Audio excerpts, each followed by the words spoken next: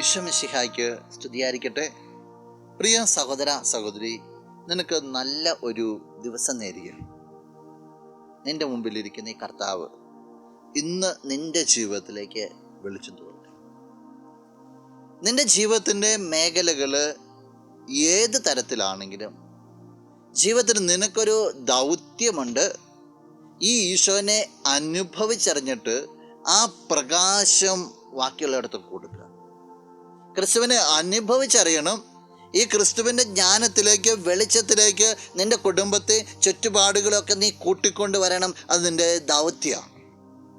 വിശുദ്ധ മത്തായി അറിയിച്ച സുവിശേഷം 5-ാം അധ്യായം 16-ാം വാക്യം ഇങ്ങനെ പറയുകയാണ്: അപ്രകാരം മനുഷ്യർ നിങ്ങളുടെ സൽപ്രവൃത്തികൾ കണ്ട് സ്വർഗസ്ഥനായ നിങ്ങളുടെ പിതാവിനെ മഹത്വപ്പെടുത്തേണ്ടതിന് നിങ്ങളുടെ വെളിച്ചം അവരുടെ മുമ്പിൽ പ്രകാശിക്കട്ടെ.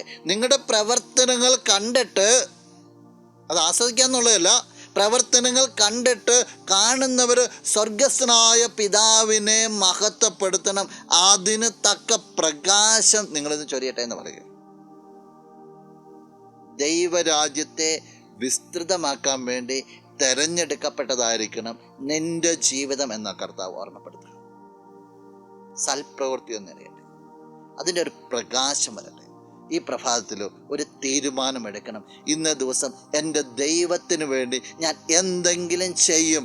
എന്നെ കാണുന്നവർ ഇന്ന ദിവസം ഏതെങ്കിലും രീതിയിൽ ദൈവത്തെ മഹത്വപ്പെടുത്തുവാനായിട്ട് ഇടവരുത്തും. അതൊരു തീരുമാനമായിരിക്കട്ടെ.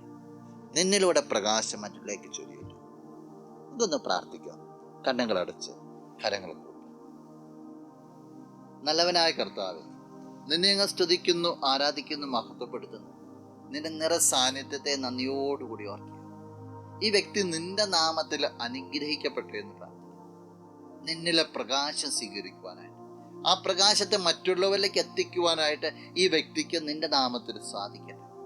ഈ ദിവസത്തിന് വേണ്ട നന്മകളെ, കൃപകളെല്ലാം ഈശോയെ ഈ വ്യക്തിക്ക് നീ നൽകി അനുഗ്രഹിക്കണം, ഇപ്പോഴും എപ്പോഴും എന്നേക്കും. ആമേൻ. ആരാധിച്ചിടാം, കുമ്പിട്ടാരാധിച്ചിടാം, ആരാധിച്ചിടാം.